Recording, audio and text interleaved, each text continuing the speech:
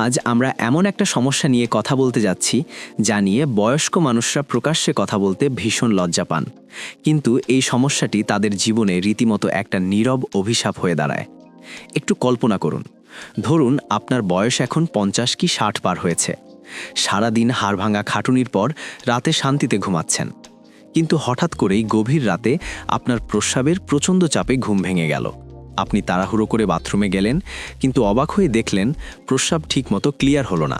মনে হচ্ছে ভেতরে এখনও অনেকটা রয়ে গেছে। বাথরুম থেকে ফিরে এসে আবার বিছানায় শুলেন, কিন্তু 10-15 মিনিট না যেতেই আবার মনে হলো বাথরুমে যেতে হবে।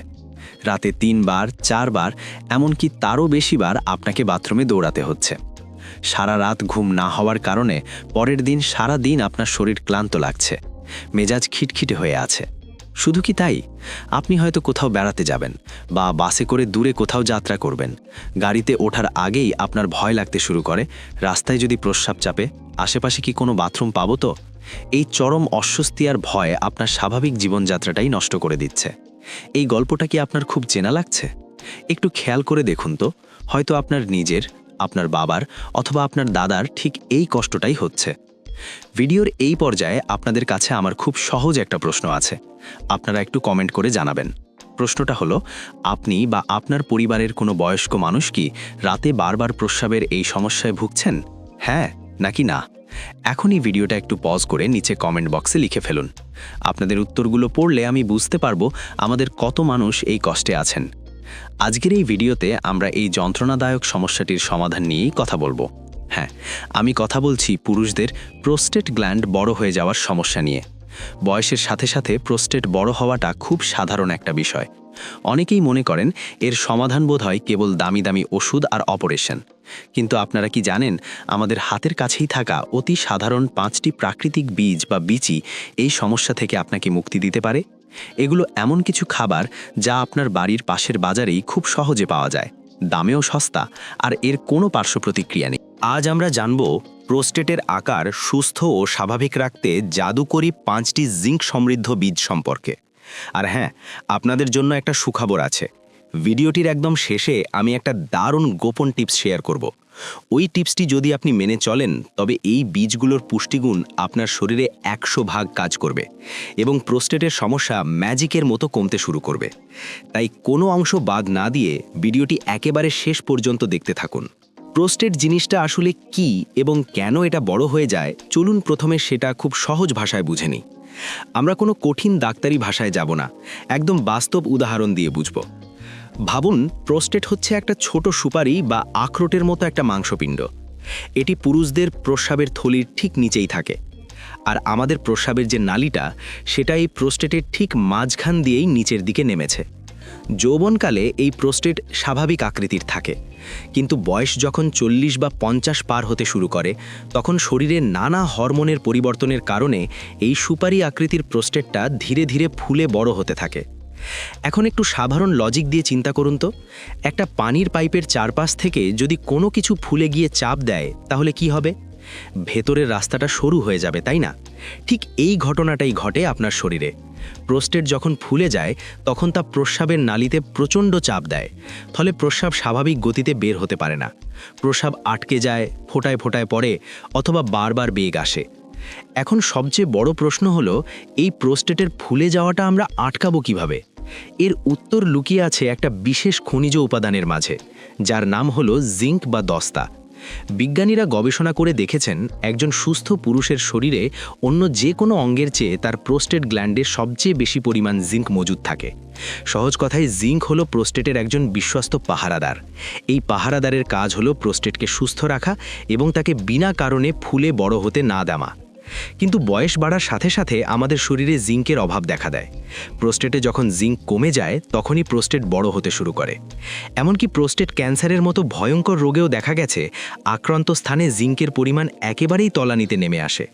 তার মানে দাঁড়ালো, প্রোস্টেট সুস্থ রাখতে হলে আমাদের শরীরে জিঙ্কের ঘাটতি পূরণ করতেই হবে। অনেকেই হয়তো এখন ভাবছেন তাহলে তো ফার্মেসি থেকে জিঙ্কের ট্যাবলেট কিনে খেলেই ঝামেলা শেষ, কিন্তু না, কৃত্রিম ওষুধের চেয়ে প্রাকৃতিক খাবার থেকে পাওয়া জিঙ্ক আমাদের শরীর খুব সহজে গ্রহণ করতে পারে। আর প্রকৃতি আমাদের চারপাশে এমন অনেক বীজ ছড়িয়ে রেখেছে যেগুলো জিঙ্কের বিশাল বড় একটা খনি, অথচ আমরা না জেনে সেগুলোকে আবর্জনা ভেবে ফেলে দিই। চলুন এবার একে একে সেই জাদুকরি 5টি বীজের কথা জেনে নিই, যেগুলো আপনার প্রোস্টেটকে রাখবে একদম সতেজ আর সুস্থ। 1. মিষ্টি কুমড়োর বীজ। আমাদের তালিকার 1 নম্বরে আছে সবার পরিচিত মিষ্টি কুমড়োর বীজ। আমাদের দেশে এমন কোনো বাজার বা গ্রাম নেই যেখানে মিষ্টি কুমড়ো পাওয়া যায় না। সাধারণত আমরা বাজার থেকে মিষ্টি কুমড়ো কিনে আনি, এর ভেতরের বিচিগুলো ছাড়িয়ে ডাস্টবিনে ফেলে দিই আর শুধু সবজিটা রান্না করে খাই। কিন্তু আজ থেকে দয়া করে এই ভুলটা আর করবেন না, কারণ আপনি হয়তো জানেন না আপনি যে বিচিগুলো ফেলে দিচ্ছেন সেগুলো প্রস্টেট রোগীদের জন্য রীতিমতো সোনার চেয়েও দামি। মিষ্টি কুমড়োর বীজ হচ্ছে প্রাকৃতিক জিঙ্কের অন্যতম সেরা উৎস। শুধু জিঙ্ক নয়, এতে আরও একটা জাদুকরী উপাদান আছে, বিজ্ঞানের ভাষায় যাকে বলা হয় ফাইটোস্টেরল। এই ফাইটোস্টেরল জিনিসটা কী কাজ করে জানেন? আমাদের শরীরে ডিএইচটি নামে এক ধরনের বদমাশ হরমোন আছে, যা প্রস্টেটকে জোর করে বড় করে দেয়। মিষ্টি কুমড়োর বীজে থাকা ফাইটোস্টেরল এই ডিএইচটি হরমোন তৈরি হতেই বাধা দেয়, ফলে প্রস্টেট আর নতুন করে বড় হতে পারে না। এমনকি আগে থেকে ফুলে থাকা প্রস্টেটও ধীরে ধীরে স্বাভাবিক আকারে ফিরে আসতে শুরু করে। এটি কোনো মনগড়া কথা নয়, বহু আধুনিক বৈজ্ঞানিক গবেষণায় এটি প্রমাণিত। এখন প্রশ্ন হলো, এই মিষ্টি কুমড়োর বীজ আপনি খাবেন কিভাবে? খুব সোজা। প্রথমে কাঁচা কুমড়ো থেকে বিচিগুলো বের করে নিন, এরপর ভালো করে পানিতে ধুয়ে রোদে মচমচে করে শুকিয়ে নিন। আপনি চাইলে এই শুকনো বীজ খোসা ছাড়িয়ে কাঁচাও চিবিয়ে খেতে পারেন, অথবা সবচেয়ে ভালো হয় তাওয়ায় হালকা করে তেলে বা ভেজে নিলে। তবে মনে রাখবেন, ভাজার সময় কোনো তেল বা লবণ দেওয়া যাবে না, একদম শুকনো খোলায় ভাজবেন। প্রতিদিন বিকেলে চায়ের আড্ডায় বা অবসর সময়ে 1 মুঠো প্রায় 2 থেকে 3 চা চামচ কুমড়োর বীজ চিবিয়ে খেয়ে নিন। এটি খেতে একদম চীনা বাদামের মতো মুচমুচে আর সুস্বাদু লাগে। 2. তিলের বীজ। আমাদের তালিকার 2 নম্বরে আছে আরও একটি সহজলভ্য এবং খুব সস্তা উপাদান, তিলের বীজ। তিল চেনে না এমন মানুষ খুঁজে পাওয়া কঠিন। বিশেষ করে শীতকালে তিলের খাজা বা তিলের নাড়ু খাওয়ার চল তো আমাদের গ্রাম বাংলায় সেই আদিকাল থেকেই আছে। কিন্তু আপনি কি জানেন এই ছোট্ট সাদা বা কালো তিল আপনার প্রস্টেটের স্বাস্থ্যের জন্য কতটা উপকারী? তিলের বীজে প্রচুর পরিমাণে জিঙ্ক রয়েছে। একটা বয়স্ক মানুষের সারাদিনে যতটুকু জিঙ্ক দরকার হয় তার একটা বড় অংশ খুব সহজেই তিল থেকে পাওয়া সম্ভব। তিলে জিঙ্কের পাশাপাশি রয়েছে প্রচুর ক্যালসিয়াম, ম্যাগনেসিয়াম আর ফাইবার। এই উপাদানগুলো প্রস্টেট গ্ল্যান্ডের চারপাশের মাংসপেশিকে রিল্যাক্স বা শিথিল করতে সাহায্য করে, যার ফলে প্রস্টেট বড় হয়ে প্রস্রাবের নালীর ওপর যে চাপ সৃষ্টি করেছিল তা অনেকটাই কমে যায়, আর প্রস্রাবের ফ্লো বা গতি স্বাভাবিক হতে শুরু করে। রাতে বারবার বাথরুমে দৌড়ানোর কষ্ট থেকে মুক্তি পেতে তিল একটি দারুণ প্রাকৃতিক ঔষধ। তিল খাওয়াটাও খুব সোজা। কালো বা সাদা যে কোনো তিলই আপনি খেতে পারেন, তবে কালো তিলে পুষ্টিগুণ একটু বেশি থাকে। আপনি চাইলে তরকারি রান্না করার সময় সামান্য তিল বাটা ব্যবহার করতে পারেন।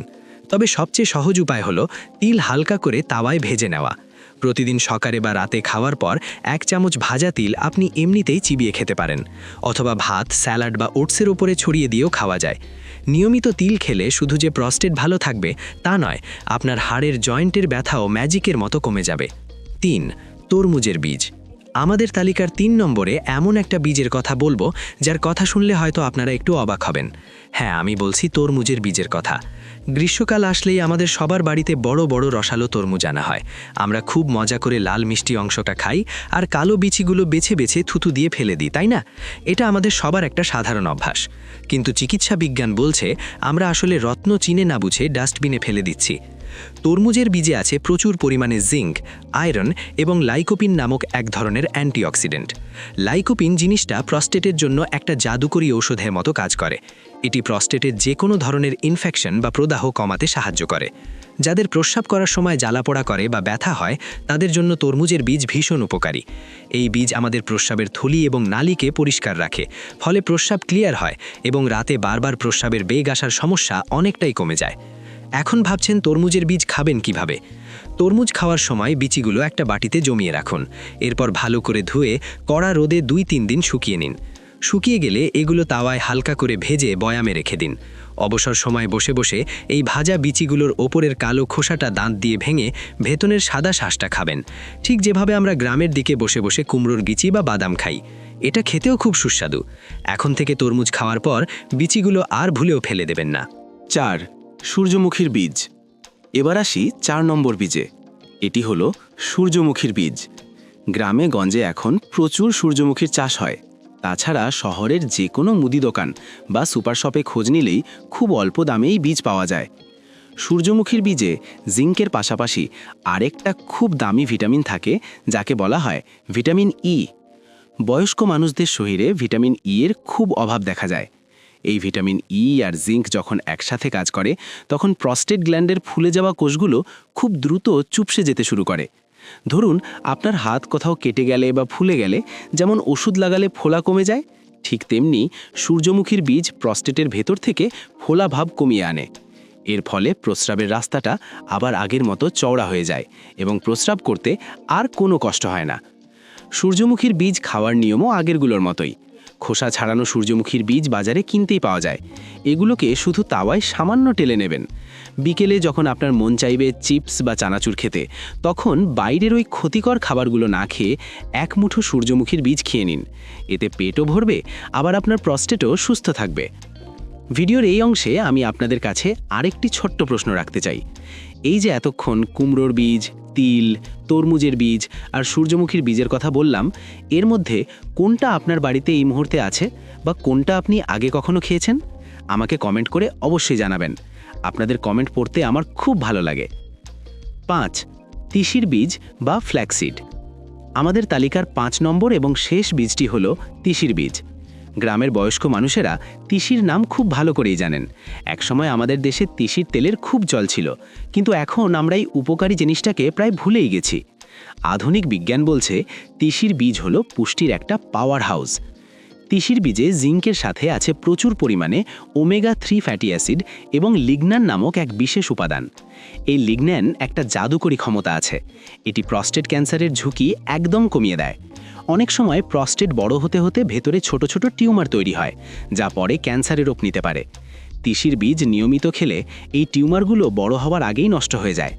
এছাড়া যাদের প্রস্রাব করার সময় আটকে যাওয়ার কারণে পেটে বা তলপেটে প্রচণ্ড ব্যথা হয়, তাদের এই ব্যথা কমাতে তিসির বীজ খুব দ্রুত কাজ করে।